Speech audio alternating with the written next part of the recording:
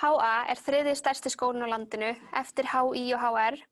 Við erum með 2400 nemendur og 200 starfsmenn sem okkur finnst alveg fullkomið. Þetta gerir það að verkum að nánd við kennara mikil og nemendur týnast ekki í fjöldanum.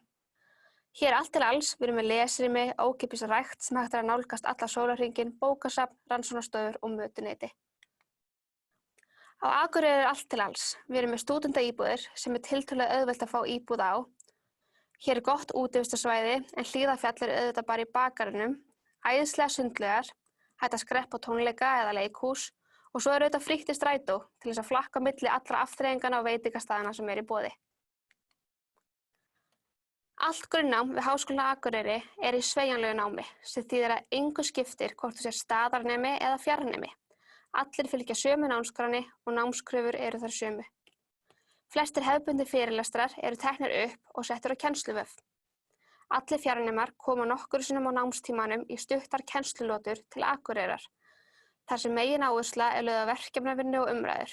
Þar gefst þér tækifæri til að hitta kennara, samnemendur og annað starfsfólk háskólans og tengjast enn betur háskólasamfélaginu. Próf hægt að taka hér á Akureyri, í símenntunarstöðum land allt eða í viðurkenndum háskólastofnunum eða sendiráðum erlendis. Já, gjörðu svo vel Nökkvi. Geturðu sagt okkur frá laganáminu? Já, bara að gera. Lögfræði eða lagadeild Háskólans á Akureyri býr yfir ákveðinni sérstöðu þar sem að það tekin svona bæði íslensk og alþjóðleg sýn á laganámið og það farið yfir í fræðilega atriði frá grunni, sem sagt það í staðinn fyrir að fara bara beint inn í íslensk lög, þá tekin rómaréttur sem námskeið og sem þá fer alla leið tilbaka á tímum Rómverja þegar þeir voru uppi og skoðaði í réttarkerfi þeirra og fleira. Svo eins og ég segi sérstæða lagadeildarinnar auðvitað bara þessi alþjóðlega sýn og það sem mikið farið út í þjóðarétt, Evrópurétt, hafréttur sem auðvitað mjög mikilvægur fyrir okkur Íslendinga. Svo með því auðvitað líka bara þessi venjulega íslenska lögfræði. Af því að það svona mikil sérstæða á alþjóðlega lögfræði eða svoleiðis. Þá auðvelt að fara í skiptinám eða? Það er mjög auðvelt að fara í skiptinám og þetta í raun og veru að mínu mati þá undirbýr þetta þig alveg töluvert vel til þess að fara í laganám eða annars konar nám í útlöndum.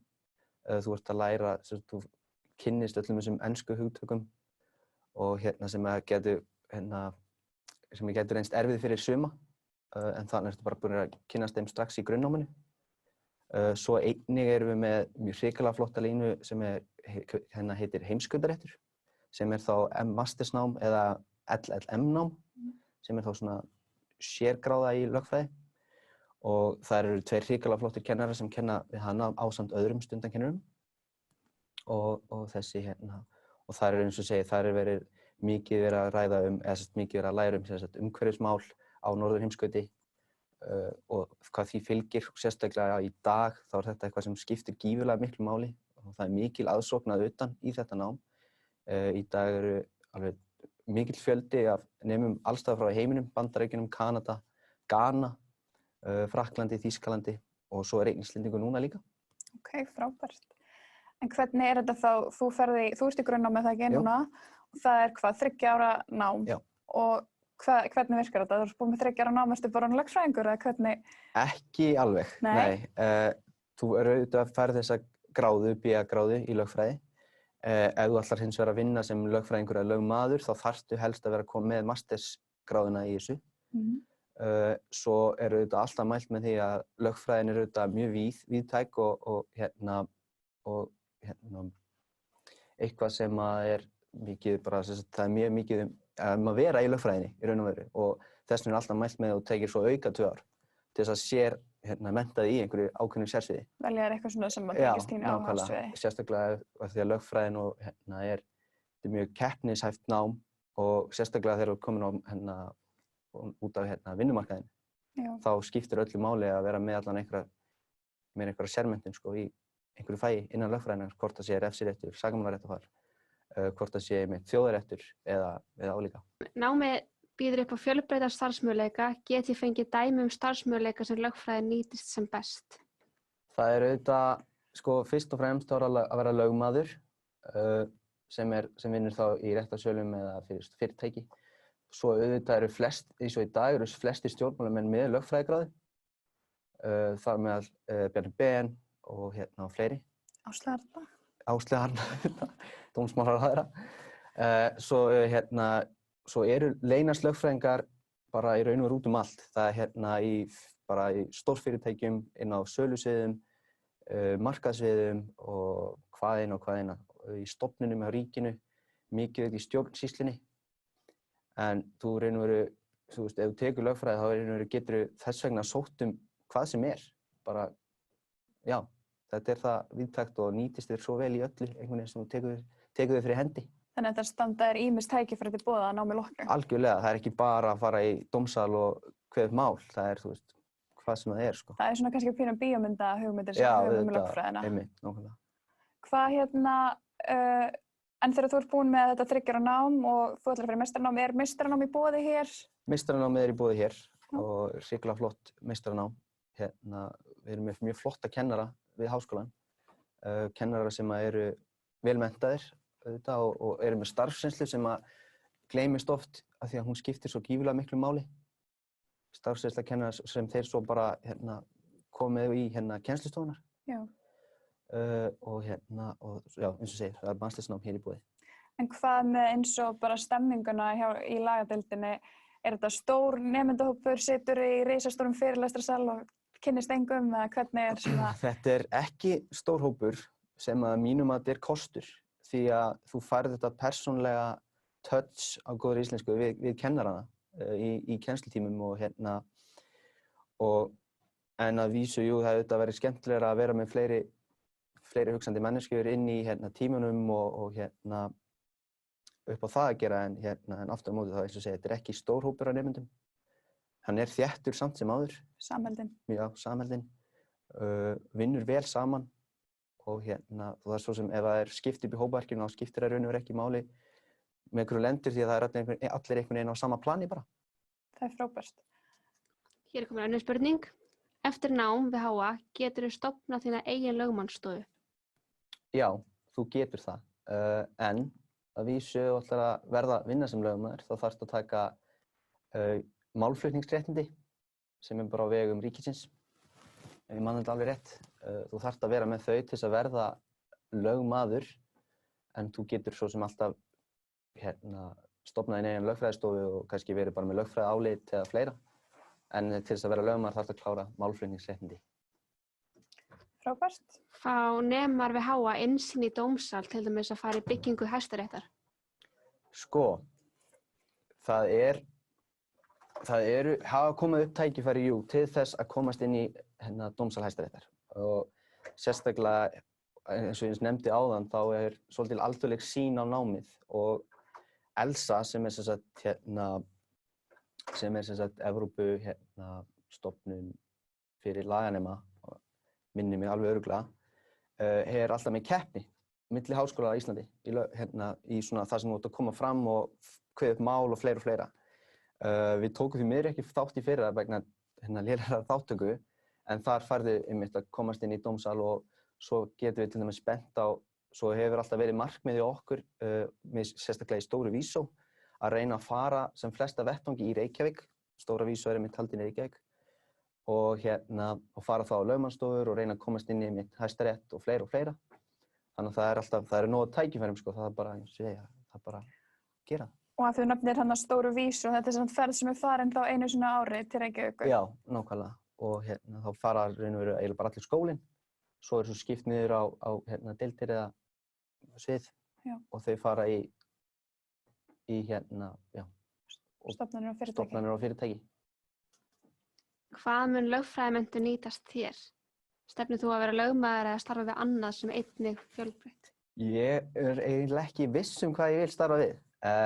Ég hef lögfræðin í raun og veru, ég hef mikinn áhuga á íþróttum og mig langar svolítið að prófa fræðigrein sem tiltölulega ný innan lögfræðinnar sem heitir íþróttalögfræði og langar svolítið að vinna í því og það þá svona vinna og sérstaklega á vegum samningaréttar og þannig að, en eins og segi, þú veist, ég í raun og veru get, þú veist, eins og ég sagði áðan, ég get raun og veru bara valið það sem ég vil, þess vegna, sko.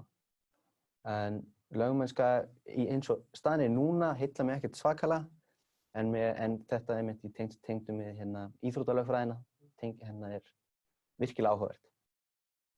Frábært. Hvernig félagslífið í laganáminu?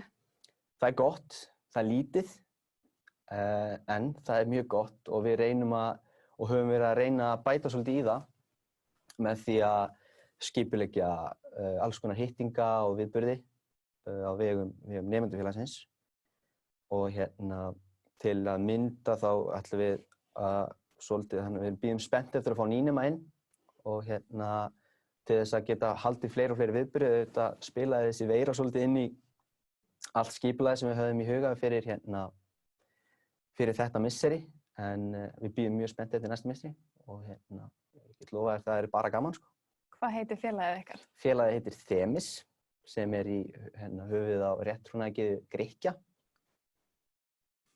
Frábært.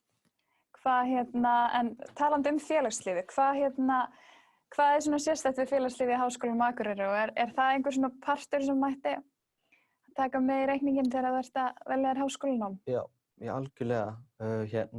Félagslífið í HA er að mínum mati bara skemmtilegasta félagslíf sem ég hef nokkurn tímann upplifað af minni skólagöngu sem er orðin svolítið löng. Það er svo gaman að þótt þú sért ekki bara eins og ég þegar ég var sem sagt í HÍ og prófaði nám þar og þar varstu einungis með þeir kynslið sem varst að læra í að félagslíf einblíndist einungis á það. Hérna ertu með að því að þetta er lítill háskóli og þannig að sem þýðir raun og veru bara það að þú kynnist öllum, hvort sem það sé í sjávarútvegsfræðinni eða sálfræðinni eða heilbrigðisvísindasviði eða þá einhvern veginn bara kynnist öllum, félagslífið bara einhvern veginn í byrjun sérstaklega þá ýtir það bara saman sem að mér finnst mjög gott upp á að kynnast flestum, víkka tengslanetið, þannig að þú veist, og endalaust gaman, sko. Þannig að það eru fjölbreyttir viðburðir í boði og svona bara þvert yfir skólann. Já, algjörlega, sko. Og hver er svona þinn uppáhaldsviðburður? Þeir eru nokkrir. Ég er mikill aðdáandi sprellmótsins. Það er eintómt gaman. Svo er þetta árshátíðin sem er alltaf haldin bara eins og segi, einn flottasta árshátíð sem ég hef komið á því miður féllum niður í þetta árið en ég bíð hrikalega spenntur eftir hennar næsta ári. Og já, þetta er kannski þessi tveir viðburðir og svo þetta stóra vís á að geta farið á staði og stofnanir og fyrirtæki er þetta mjög skemmtilegt og svo þetta skemmtanir kvöldið. Þá held ég að það sé fyrir að síga á seinni hlutan hjá okkur. Ef að það er síðasta tækifæri til þess að senda inn spurningar hverjar eru. Heldurðu að við séum að gleyma einhverju eða sem við erum búin að fara yfir? Nei, það er nokkuð. Nei. Sólveig Elín, viltu bæta einhverju við eða? Já, komið sæl. Hérna er ég. Nú nýta með tæknina hérna á hinum endanum.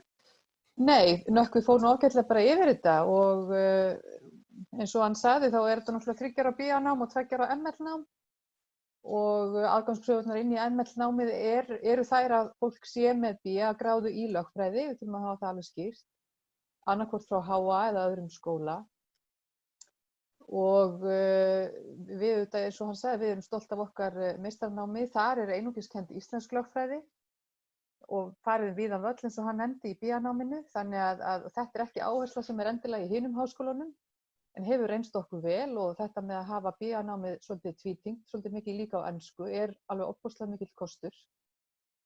Þannig að það er óhætt að mæla með þessu námi fyrir þá sem hafa áhuga á því að verða lögfræðingar og síðan auðvitað er það öllum í sjálfsvald sett í hvaða áttur fara héðan, sko, með sitt 5 ára háskólanám. Og lögmannsréttindin standa nemendum frá HA til boða eins og öðrum nemendum eða útskrifuðum lögfræðingum. Þannig að það er rauninni bara allar til opnar eftir þetta. Kannski koma þið bara að við erum með þetta sveigjanlega námsform í bæði BA og meistaranáminu og það eru haldnar staðarlotur á Akureyri á báðum námsstigum og þær eru 2 á misseri.